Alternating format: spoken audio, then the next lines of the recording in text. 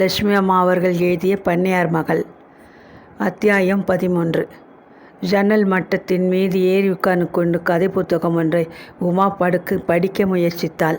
சிவகுமாரின் வேண்டுகோளின்படி அவள் கொஞ்ச நாட்களாக ஆசிரமத்திற்கு சென்று அவனை சந்திப்பதையும் வீட்டிற்கு சென்று சேமம் விசாரிப்பதையும் அடியோடு நிறுத்தி கொண்டிருந்தாள். பண்ணை விவகாரங்களை கவனிப்பதும் உண்பதும் தோட்டத்தை சுற்றி வருவதும் உறங்குவதுமாக பொழுது மிகவும் சாரமற்று கழிந்து கொண்டு வந்தது. குருமூர்த்தியை பற்றி விசாரித்து அறிந்து கொள்வதாக சிவகுமார் அவளிடம் கூறிய பல தினங்கள் சென்றும் அதை பற்றி ஏதும் தகவலை கொடுக்கவில்லை. இது விஷயத்தில் அவசரப்படுவதில் ஒன்றும் பயனில்லை என்று உமா மிகவும் பொறுமையுடன் நாட்களை கடத்தி கொண்டிருந்தாள். வெளியில் எங்குமே செல்லாது வீட்டிற்குள் சிறைச்சாலை கைதி போல் சுற்றி வர அவளுக்கு மிகவும் சிரமமாகத்தான் இருந்தது. கதை புத்தகத்தின் ஏடுகளை விரல்கள் திருப்பி கொண்டிருந்தன ஒழிய கதையில் அவளது கருத்து அமையவில்லை. புத்தகத்தை வெறுப்புடன் மூடி கையில் பிடித்து கொண்டு ஜன்னல் வழியாக வெளியே தெரிந்த மாளிகை தோட்டத்தை பார்க்கலானாள். பண்ணையார் மாளிகை உட்புறம் பாழடைந்து கிடந்த போதிலும் சுற்றிலும் இருந்த தோட்டம் பச்சை பசேல் என்று கண்கள் பார்த்து அனுபவிக்க ஒரு பெரும் விருந்தாக திகழ்ந்தது.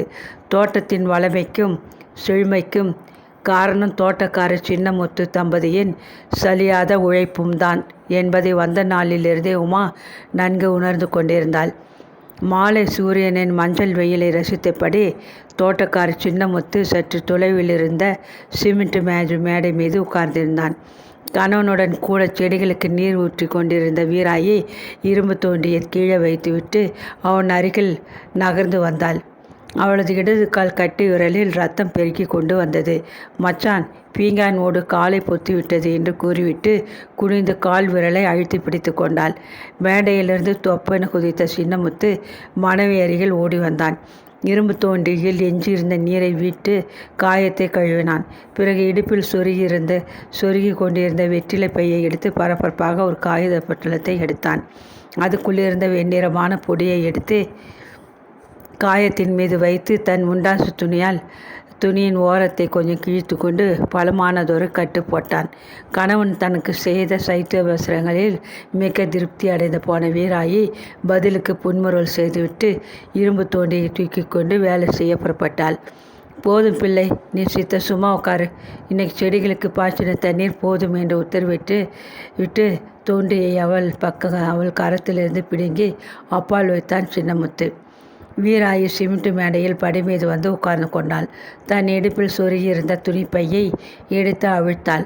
பகல் பொழுது கடை தெருவிற்கு சாமான் வாங்க சென்றிருந்த அவள் தன் கணவனுக்கு பிடிக்கும் என்று ஒரு பொட்டலம் காரமான சுண்டலை வாங்கி கொண்டு வந்திருந்தாள். இந்தாங்க என்று ஆசையுடன் அழைத்து அவன் கருத்திலே சுண்டலை அள்ளி வைத்தாள் அவள். நீயும் சாப்பிடு என்று அன்புடன் கூறிய சின்னமுத்து ஒரு பிடி சுண்டலை அள்ளி அவள் வாயில் கொஞ்சம் போட்டுவிட்டு மீதியை தன் வாயில் போட்டுக்கொண்டு சுவைத்து தின்னத் தொடங்கினான். இந்த காட்சியை கொண்டு விடாது வேடிக்கை பார்த்து கொண்டிருந்த உமா ஜன்னல் மட்டத்தில் நின்று இறங்கினாள். புத்தகத்தை மேஜை மீது வைத்துவிட்டு அறையில் நின்று வெளியே வந்தாள். வீட்டிற்குள்ளேயே மாலை முழுவதும் அடைந்து கிடப்பதை விட்டு தோட்டத்திற்கு வந்து அந்த தம்பதியுடன் ஏதாவது சற்று பேச வேண்டும் போல் ஒரு ஆவல் எழுந்தது. அருகில் சர்க்கென்று பாதரட்ச ஓசையை கேட்டதும் திடுகிட்டு திரும்பி பார்த்தான் சின்னமுத்து. எஜமானி அம்மாள் தாங்கள் இருவரும் உட்கார்ந்திருந்த திக்கை நோக்கி வருவதைக் கண்டதும் பரபரப்பாக கையை மேல் துண்டின் மீது துடைத்து கொண்டு பணிவாக எழுந்து நின்றான். வீராயும் தன் கணவனுடன் சற்றுன்னு எழுந்து எஜமானி அம்மாளுக்கு ஒரு பெரிய கும்பிடு போட்டாள். என்ன சின்னமுத்து, செடி கொடிகளை பார்த்து கொள்ளத்தான் உனக்கு தெரியும் இருந்தேன், கொஞ்சம் வைத்தியம் கூட தெரியும் போலிருக்கிறதே என்று கேலியாக கேட்டுவிட்டு சிரித்தாள் உமா. எஜமானி அம்மாள் சிறு பச்சை குழந்தை போல் முத்துப்பற்கள் தெரிய மனம் விட்டு சிரித்து தங்களுடன் சம்மதியாக நின்று பேசுவதைக் கண்டு சின்னமுத்து பரவசமடைந்து போனான். உமா தங்களுடன் வந்து இப்படி சகஜமாக பேசக்கூடும் என்று அவன் ஒரு நாளும் நினைக்கவே இல்லை. ஏனெனில் தமது புது எஜமானியை பற்றி அவன் கொண்டிருந்த அபிப்பிராயமே வேறாக இருந்தது. பண்ணையார் மரணமடைந்த சில தினங்களுக்கு பிறகு ஒரு நாள் மேனேஜர் ஐயா பண்ணை ஆட்கள் அனைவரையும் ஒருங்கே திரட்டி வாசலில் பந்தலில் வரிசையாக நிற்கும்படி உத்தரவிட்டிருந்தார். பந்தலின் நடுவே போட்டிருந்த நாட்காலியில் பண்ணையார் மகள் கம்பீரமாக விட்டிருந்தாள். மேனேஜராக அருகில் உட்கார்ந்து கொண்டு ஒரு காகித ஜாபிதாவிலிருந்து அவர்கள் பெயரை ஒவ்வொன்றாக வாசித்தார். பெயர் வாசிக்கப்பட்ட நபர் அவர்கள் முன் வந்து நின்றதும் அவன் பெயர், செய்யும் வேலை போன்ற விவரங்களை எஜமானிக்கு எடுத்து சொன்னார் மேனேஜர். இவ்வாறு தான் சின்னமுத்துவும் தன் புது எஜமானிக்கு அறிமுகப்படுத்தப்பட்டிருந்தான். அதற்கு பின்னர் எத்தனையோ முறை எஜமானியை அவன் தோட்டத்திலே சந்தித்தான். கை கட்டி வாய் புதைத்து வீணால் நாய்க்குட்டி போல் தோட்டம் முழுவதும் துணையாக சுற்றி வந்த அவனை எஜமானி அம்மாள் ஒரு முறை கூட திரும்பி பார்த்ததில்லை. ஒரு வார்த்தை பேசியதில்லை. பேசாமடந்தையாக உழவி வந்த எஜமானியை திமிர் பிடித்த பெரிய கருவி என்றுதான் அவன் இதுகாரும் எண்ணிக்கொண்டிருந்தான். முதலாக தன் பெயரை சொல்லி மிகவும் அன்போடு அழைத்து அவள் சகஜமாக பேசுவதை கேட்க அவனுக்கு மிக்க விந்தையாக இருந்தது. மிக்க மகிழ்ச்சியாகவும் இருந்தது. ஒன்றுமில்லை, போன வாரம் என் காலிலே முள் குத்தி ஸ்ரீ கட்டிக்கிட்ட போது வைத்தியர் ஐயா இந்த மருந்து பொடியை கொடுத்தார். கொஞ்சம் பாக்கி இருந்துச்சு. அது இப்போ சமயத்துக்கு உதவிச்சு என்னான் பட்களை இழுத்தி கொண்டு. அப்படியா? எந்த வைத்தியர் உனக்கு இந்த சர்வரோக நிவாரணியை கொடுத்து உதவினார் என்று பரிகாசமாக உமா வினவினாள். வீராயின் முகத்தை பார்த்தான் சின்னமுத்து. தலையை சொரிந்து கொண்டு தயக்கமாக சிறிது நேரம் நின்றான். பிறகு தைரியத்தை வரவழைத்து கொண்டு, எனக்கு ஒரு சின்ன தலைவலினா கூட நம்ம குருமூர்த்தி ஐயா கிட்ட தான் போய் மருந்து வாங்கி பூசிக்கிறது வழக்கம். அவர் வெறும் மண்ணை அள்ளி கொடுத்தாலும் அது மருந்தாக பழிச்சுடும் என்றான் பெருமையாக. டாக்டர் குருமூர்த்தி கொஞ்ச நாட்களுக்கு முன்பு பண்ணைக்கு வந்து கீழ் தையல் நகைக்கு வைத்தியம் செய்ததை அவன் அறிவான். அதனால் தைரியமாக எஜமானியிடம் ஒலிக்காது உண்மையை சொன்னான். அப்படியா என்று கேட்ட உமா அருகில் இருந்த ரோஜா செடியை நின்று ஒரு மலரை மெல்ல கிள்ளி எடுத்து தலையில் சொருகி கொண்டாள். சட்டென தொடர்ந்து அவனிடம் சில கேள்விகள் கேட்க வேண்டும் என்ற ஆவல் அவளுக்கு உடனே ஏற்பட்டது. எனினும் நேரடியாக கேட்டு தன்னை பற்றி அகௌரவமாக எண்ணும்படி இடம் கொடுக்க விரும்பவில்லை. எனவே எதேச்சையாக பேசுகிறவர் போல் நிதானமான குரலில், சின்னமுத்து, நீதான் அந்த வைத்தியரை அப்படி சிலாகித்துக் கொள்கிறாய். எங்கள் விஷயத்தில் அவர் கைராசி ஒன்றும் பலிக்கவே இல்லை. பாட்டியம்மாளுக்கு அவர் வைத்தியம் செய்தாரே, என்ன ஆயிற்று என்று கேட்டாள். அதற்கென்ன செய்வோம் அம்மா, அவங்களுக்கு ஆயுஷ் அவ்வளவுதான். வைத்தியர் வியாதியை குணப்படுத்த முடியுமே ஒழிய உசிரை கூட யமன்கிட்ட இருந்து திருப்பி வாங்கி தர முடியுமா? எங்கள் இரண்டாவது மகளுக்கு அவர்தான் வைத்தியம் செய்தார். ஆனால் பிள்ளை பிழைக்கலே, அதற்கு அவர் மேலே குத்தம் சொல்ல முடியுமா என்று வீராயி கணவனுக்கு பதிலாக சற்றென்று பதில் பேசினாள். அப்படியா? நீங்கள் 2 பேரும் அவரை ஒரேடியாக புகழ்கிறீர்கள். ஆனால் ஊரில் அவரை அப்படி யாரும் புகழ்ச்சியாக பேசுவதாக காணுமே என்றால் உமா சாமர்த்தியமாக. நீங்கள் சரியாக அவரை பற்றி விசாரிச்சிருக்க மாட்டீங்க. இந்த ஊர் ஜனங்கள் அத்தனை பேரும் அவரை தங்கள் தெய்வமாக கொண்டாடிக்கிட்டிருக்கிறார்கள். ஏழை எளியவங்க கிட்ட அன்பாக நடந்துகிற புண்ணியவான்னு அவருக்கு பேராச்சே என்றான் சின்னமுத்து. இதை பேசி முடிப்பதற்குள் அவனது குரல் உணர்ச்சி வசத்தில் தடுமாறியது. தளர்ந்து தொங்கிய மீசை துடித்தது. வீராயையும் சின்னமுத்துவையும் ஒரு முறை ஏற இறங்க கவனித்துவிட்டு உமா லேசாக புன்முறுவல் செய்தாள். வைத்தியருக்கு வக்காலத்து வாங்கி கொண்டு நீயும் உன் மனைவியும் ரொம்ப பரிந்து பேசுகிறீர்கள். ஆனால் நீ சொல்லுகிறபடி அவரை பற்றி அவ்வளவாக புகழ்ச்சியாக நான் ஏதும் கேள்விப்பட்டதே கிடையாது. டாக்டர் குருமூர்த்தி மிகவும் பொல்லாதவர், நடத்தை பிசகானவர் என்றும் நான் கேள்விப்பட்டேன் என அசட்டையாக கூறுவது போல் சொல்லிவிட்டு அவன் முகத்தையே அவளுடன் பார்த்து கொண்டு நின்றாள். அம்மா, இப்படி யாரம்மா சொன்னாங்க? அவரை பற்றி பொய் எதுவும் சொன்னால் கண் அவிஞ்சு போயிடுமாம்மா. நம் பண்ணையை தவிர அவர் இந்த ஊரில் யாருக்கும் வேண்டாதவரே இல்லையம்மா. ஊர் ஜனங்கள் அத்தனை பேருக்கும் அவர் மேல் உயிர். உங்களுக்கு சொன்னவங்க அவர் விரோதியாக இருக்க வேணும். என் பேச்சை நம்புங்கம்மா, எனக்கு அவரை 30 வருஷமாக தெரியும் என்றான் உணர்ச்சி வெள்ளத்தில் குமரிய சின்னமுத்து. உனக்கு அந்த வைத்தியர் மேலே அதிக அன்பு போலிருக்கிறது, அதனால்தான் இப்படி பேசுகிறாய் என்று விடாப்பிடையாக சொன்ன உமா லேசாக சிரித்தாள். என் பெரிய குழந்தையின் உசிரை 2 வாட்டி காப்பாற்றி கொடுத்தாரம்மா. ஒரு தடவை நான் சாக கிடந்தேன். அந்த மகாராஜன் ராத்திரின்னு பார்க்காம ஓடி வந்து ஊசி போட்டு என்னை காப்பாற்றினாராமா. அவருக்கு நான் என்ன பிரமாதமாக செய்துவிட்டேன். வீராயி தன் காது கம்மலை விற்று 5 ரூபாயை எடுத்துக்கிட்டு போனாள். நீயே வச்சுக்குமா, உன் புருஷனுக்கு இந்த பணத்துக்கு நல்ல பால் வாங்கி சாப்பிட கொடு, சீக்கிரம் உடல் தேவைன்னு சொல்லி அனுப்பிவிட்டார். அவர் மட்டும் பணம் பணம்னு அடித்து பிடிச்சி வாங்குகிற ஆசாமியாக இருந்தால் இந்த ஊரிலே மாடி மேலே மாடி வச்சு பெரிய வீடு கட்டி போட்டிருப்பார். ஆனால் அவருக்கு குழைஞ்ச மனசு, ஏழை எளியவர்களோட அன்பு என்னைக்கும் நிலைக்கும்னு அவர் நினைப்பு என்று படப்படவென்று பேசினான். நீ இத்தனை புத்திசாலித்தனமாக பேசுவேன்னு நான் நினைக்கவே இல்லை. தேவலியை சின்னமுத்து, நீ பேசுகிறதை கேட்க ரொம்ப சுவாரஸ்யமாக இருக்கிறது என்று உமா அவனை புகழ்ந்தாள். தோட்டக்காரரின் சுருங்கிய வதனம் இதை கேட்டு பிரகாசமடைந்தது. நன்றி பெருகிய கண்களால் எஜமானியை நோக்கி நெற்றிலை காவியேறிய பற்கள் அனைத்தையும் காட்டி மகிழ்ச்சியுடன் சிரித்தான். ஆமாம் சின்னமுத்தே, நீதான் பல வருஷங்களாக இங்கே வேலை செய்து கொண்டிருக்கிறாயே, உனக்கு எல்லா விவரமும் தெரிஞ்சிருக்கும். பண்ணைக்கு வைத்தியராக ஒரு காலத்தில் குருமூர்த்தியை வேலைக்கு அமர்த்தியிருந்தாங்கன்னு கேள்விப்பட்டேன். பின்னால் ஏன் விலகி போனாராம்? இங்கே ஒவ்வொருத்தரும் ஒவ்வொரு தினுசாக அதை பற்றி பேசுகிறார்கள் என்றால் உமா எதேச்சையாக கேட்கிறவள் போல். வீராயி கணவன் முகத்தை கலவரத்துடன் பார்த்தாள். எங்களுக்கு அதை பற்றி ஏதும் விவரம் தெரியாதம்மா.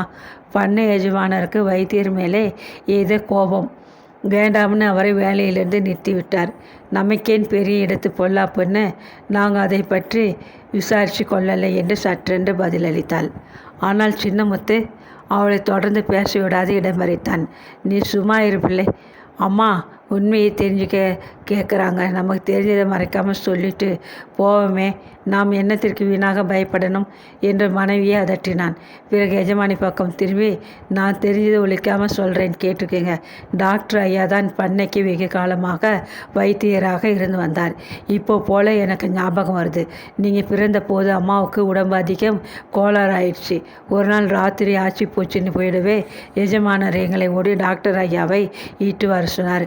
கொட்டுகிற மழை, நல்ல இருட்டு. நான் வேலைக்கார முனியனோட விளக்கை எடுத்துக்கிட்டு ஓடினேன் அவரை அழைச்சி வர. அப்போவெல்லாம் மோட்டார் கார் ஏது, மாட்டு வண்டியிலே தான் டாக்டர் ஐயாவை இட்டு கொண்டு வந்தேன். அப்போது மட்டும் சமயத்திற்கு அவர் வந்து உதவி செய்திருக்காட்டா எஜமானியமாக கட்டாயம் சேர்த்து விட்டுருப்பாங்க. பெஞ்சாதி உயிரை காப்பாற்றி கொடுத்ததற்கு பண்ணையார் அவருக்கு ஒரு தங்க கடிகாரம் வாங்கி இனாம் செய்தார். டாக்டர் ஐயாவுக்கும் நம்ம பண்ணை மேலே ரொம்ப விசுவாசம் இருந்துச்சு. யார் வச்ச கண்ணோ தெரியலை. நீங்கள் 2 வயசு குழந்தையாக இருக்கிறச்ச எஜமானர் திடீர்னு கூச்சிக்கிட்டு டாக்டர் ஐயாவை வேலையிலிருந்து நிறுத்திவிட்டார் என்றான் மூச்சு விடாது. சரிவர வைத்தியம் செய்யவில்லைன்னு ஏதாவது குறை கண்டிருப்பார், அதனால் நிறுத்தியிருக்கலாம் என்று உமா சட்டென்று பதிலளித்தாள். கதையின் முக்கியமான கட்டத்திலே சின்னமுத்து நிறுத்திவிட்டதை அவளால் பொறுக்க முடியவில்லை. அதெல்லாம் ஒன்றுமில்லை. அவரை வேலையை விட்டு நிறுத்தினதுக்கு இங்கிருந்த ஆள்படைகள் ஒவ்வொருத்தரும் ஒவ்வொன்று பேசி கொண்டாங்க. ஆனால் என் ஒருத்தனுக்கு தான் உண்மை கொஞ்சமாவது தெரியும். நான் போய் சொல்லவே மாட்டேன். என் காதாலேயே கேட்டதை சொல்கிறேன், நம்புங்க. கடைசியாக வைத்தியர் இந்த பண்ணைக்குள் வந்து விட்டு போன போது எஜமானவரோட இந்த தோட்டத்தில் தான் நின்று பேசினார். செடிக்கு தண்ணீர் ஊற்றிக்கிட்டு இருந்த என் காதுகளில் யாரோ உரத்த கோபமாக பேசுகிறது கேட்டது. நான் வேலையை நிறுத்திவிட்டு அதை உற்று கேட்டேன். நீங்கள் எத்தனை என் மீது கோச்சிக்கிட்டாலும் சரி, உங்கள் இஷ்டத்திற்கு என்னால் நடக்க முடியாது. மனசாட்சிக்கும் கடவுளுக்கும் பதில் சொல்ல நான் கடமைப்பட்டவன் அப்படின்னு டாக்டர் ஐயா கோபமாக பேசினார். அப்படின்னா இன்றிலிருந்து பண்ணை வேலையை விட்டு நீங்கள் விலகி கொள்ளலாம். உங்கள் தயவு எனக்கு தேவையில்லை என்று எஜமானர் அதிக கோபமாக பதில் சொன்னார். அதுக்கப்பால் அவர்கள் பேசியது என் காதில் கேட்கவில்லை. எஜமானி அம்மாளுக்கு விஷம் வைத்து கொள்ள எஜமானர் சூழ்ச்சி செய்தாருன்னும் அதுக்கு வைத்தியர் ஒப்பவில்லையெனும் ஊர் ஜனங்கள் கதை கெட்டிவிட்டார்கள். ஆனால் உண்மை என்னவோ எங்கள் ஒருத்தருக்கும் நிச்சயமாக தெரியாது என்றான். சுவாரஸ்யமாக கேட்டு வந்த உமா பெருமூச்சிருந்தாள். பண்ணையிலிருந்து வைத்தியரை எஜமானர் கோபத்துடன் விலக்கிவிட்டதற்கு ஏதோ காரணம் இருக்கலாம். ஆனால் இந்த மேனேஜர் ஐயாவுக்கு வைத்தியர் மேலே ஏன் இத்தனை துவேஷம் என்று மெல்ல கேட்டாள். பண்ணையார் அவர்களே வேண்டாம்னு விலக்கிவிட்ட வைத்தியர்கிட்ட சிகிச்சை பண்ணிக்கிட்டா பண்ணையாருக்கு ஒரு சமயம் கோபம் ஏற்படலாம்னு பயந்து கொண்டு தான் மேனேஜர் குருமூர்த்தி கிட்ட வீணா விரோதம் பாராட்டுகிறாருன்னு நினைக்கிறேன். அம்மா, முக்கால்வாசி பண்ணை ஆட்கள் கூட எஜமானருக்கு பயந்து கொண்டு அவர்கிட்ட வைத்தியத்துக்கு போகிறதில்லை என்று விவரித்தான். ஓரளவு குருமூர்த்தியை பற்றி விவரம் இவ்வாறு அறிந்து கொண்டதில் உமாவுக்கு மிகவும் திருப்தி ஏற்பட்டிருந்தது. எனவே தொடர்ந்து, ஆமாம் சின்னமுத்து, நீதான் இங்கே வெகு காலமாக இருக்கிறாயே, அதனால் உனக்கு என் தாயாரை கூட நன்றாக தெரியும் அல்லவா என்று நிதானமாக கேட்டாள். தாயார் என்று பேச்சை எடுத்ததுமே எவ்வளோ அமைதியாக இருக்க முயன்ற போதிலும் அவள் நெஞ்சு படப்படவென்று அடித்து கொள்ளத் தொடங்கியது. ஏன் தெரியாமல்? நன்றாக தெரியுமா? அவங்களுக்கு பூச்செடிகள் என்றால் உயிர். சதா தோட்டத்தை சுற்றிக்கிட்டே தான் இருப்பாங்க. வந்த புதுசிலே உங்களை தோட்டத்திலே முதலே பார்த்தபோது அப்படியே எனக்கு தூக்கி வாரி போட்டுடுச்சு. ஏன்னா ஜாடையிலே அம்மாவையே அச்சிலே வார்த்தா போல நீங்கள் இருந்ததிலே அப்படியே பயந்து போயிட்டேன் என்றான். இதுவரை பேசாது மௌனமாக நின்று கொண்டிருந்த வீராயை குணத்திலே அவங்க தங்க கம்பிதான். மகாலட்சுமி மாதிரி இந்த வீட்டுக்கே ஒரு கலையாக இருந்தாங்க. நாங்கள் தான் கொடுத்து வைக்கலை என்றால் வருத்தத்துடன். வேலைக்காரங்க அத்தனை பேரிடமும் ரொம்ப அன்பாக நடந்துக்குவாங்க. பெரிய அந்தஸ்தில் இருந்தும் கர்வமே கிடையாதம்மா. எஜமானர் கல்யாணத்தின் போது நான் வேலைக்கு வந்தவன். அதனாலே எனக்கு எல்லாம் தெரியும். ஐயாவும் அம்மாவும் ஆரம்பத்திலே பூவும் மணமாமாக தானே இணை பிரியாமல் இருந்தாங்க. எந்த பாவி வச்ச வேணையோ என்று முடிக்காது நிறுத்தினான் சின்னமுத்து. தோட்டத்திலே வந்து குந்திக்கிட்டு சதா அழுதுகிட்டே இருப்பாங்க. பிள்ளைதாச்சி பொண்ணு ஏமா அழுகிறீங்கன்னு நான் கேட்டால் ஒன்றும் இல்லை வீராயி அப்படின்னு சொல்லிவிட்டு எழுந்து போயிடுவாங்க. நீங்கள் பிறக்கிற சமயத்திலே எஜமானருக்கும் அம்மாவுக்கும் பேச்சுவார்த்தை கூட கிடையாது என்றால் வீராயி குறுக்கிட்டு. ஐயாவுக்கும் அம்மாவுக்கும் இடையே ஏற்பட்டிருந்த கோபம் முத்திக்கிட்டே போய் நீங்கள் 2 வயசு குழந்தையாக இருக்கிறச்ச அம்மா வீட்டை விட்டு வெளியே போயிட்டாங்க. அந்த சமயம் ஐயா வெளியூருக்கு 10 நாள் வேலையாக போயிருந்தார். அம்மா தன்னோட அப்பாவுக்கு கடிதாசி போட்டு வர வச்சுருந்தாங்க. குழந்தையை தூக்கிக்கிட்டு அப்பாவோட கிளம்பி போனவங்க தான். அப்புறம் அவங்கள நாங்கள் திரும்பி பார்க்கவே இல்லை என்றான் சின்னமுத்து. ஊருக்கு போகிறதுக்கு முன்னாடி தோட்டத்துக்கு வந்தாங்கம்மா. அவங்கள பார்த்தபோது எனக்கு பகீர்னு இருந்துச்சு. நகை நட்டு ஒன்றும் இல்லாதபடியே சேலை ஒன்றை கட்டிக்கிட்டு பரதேசி போல் இருந்தாங்க. வீராயி, நான் ஊருக்கு போயிட்டு வரேன். என் மாங்கன்னுக்கு மறந்து போகாமல் தண்ணி ஊற்றி வளர்த்துக்கிட்டு வா அப்படின்னாங்க. சரிம்மா அப்படின்னே நான். அவங்க ஒரேடியாக வாழ்வை வெறுத்துட்டு புறப்பட்டாங்கன்னு அப்போ எனக்கு புரியலை என்று தழுத்தழுத்த குரலில் கூறிய வீராயி பழைய நினைவுகளால் துன்பமுற்றவளாக தன் கண்களை புடவை தலைப்பால் துடைத்து கொண்டாள். அம்மா, தன் பொன்னான கையால் நட்டு வச்ச மாங்கன்று தான் இத்தனை பெரிய மரமாக்கி பழுத்து குலுங்கிக்கிட்டு நிற்கிது. இதன் பழத்தை வாயில் போடும்போதெல்லாம் அம்மா நினைப்பு வராமல் இருக்கிறதில்லை என்று அருகில் இருந்த பெரிய மாமரத்தை சுட்டி காட்டினான் சின்னமுத்து. மறந்து போன தன் தாயை பற்றி அவர்கள் இருவரும் கனிவாக பேசியதை கேட்டு உமாவின் மனம் மிகவும் கரைந்து விட்டது. மாமரத்தின் அருகில் நெருங்கி தரை மீது உதிர்ந்து கிடந்த இலை செருகுகளில் சிலவற்றை பொறுக்கி எடுத்துக்கொண்டால் அவளது கண்கள் கலங்கின. வருகிறேன் என்று சுருக்கமாக அந்த தம்பதியிடம் விடை பெற்றுக்கொண்டு மாளிகையை நோக்கி வேகமாக நடந்தாள். வாயிற்படி மீது ஏறி நின்று கொண்டு தோட்டத்தை மீண்டும் திரும்பி பார்த்தாள். சூரியன் அஸ்தமித்து சிறிது நேரம் கழிந்து விட்டிருந்ததால் எங்கும் எல்லிய இருள் பரவி கொண்டு நின்றது. சற்று முன் மஞ்சள் வெயிலில் மிகவும் ரம்மியமாக தோன்றிய தோட்டம் இப்போது பொலிவு குன்றி புதர் மலிந்த ஒரு காடு போல் அவள் கண்களுக்கு தோன்றியது. கவி கொண்டு வந்த அந்த இருள் அவள் மனத்துயரை மிகவும் அதிகமாக்கியது. மிக பெரிய மாளிகை, பூச்செடிகள் நிறைந்த பெரிய தோட்டம், ஏவிய பணிபுரிய வேலையாட்கள் என்று செல்வத்தில் திளைத்து கொண்டிருந்தும் தன் தாய் இல்வாழ்க்கையில் இறுதி காலத்தில் கொஞ்சமும் சந்தோஷமாக இருக்கவில்லை. சதா கண்ணீர் வடித்து கலங்கியபடி இருந்திருக்கிறாள் என்பதை திரும்ப திரும்ப எண்ணி பார்த்தாள். உமாவின் நெஞ்சு துக்கத்தில் வெடித்தது. தாயாருக்கு ஏன் இந்த துக்கம்? காரணம் என்ன? குமரிக்கொண்டு உள்ளத்தில் போராடிய உணர்ச்சிகளை சமாளிக்க முடியாது கண்களில் நீர் பெருக, அம்மா என்று தன்னையும் மீறி பைத்தியக்காரி போல் அவள் கூவிவிட்டாள். என்ன வேணும் என கேட்டுக்கொண்டு வேலைக்கார பெண் விரைவாக அருகில் வந்தாள். ஒன்றுமில்லை என்று பதிலளித்துவிட்டு உமா மாடி அறைக்கு வேகமாக ஓடினாள்.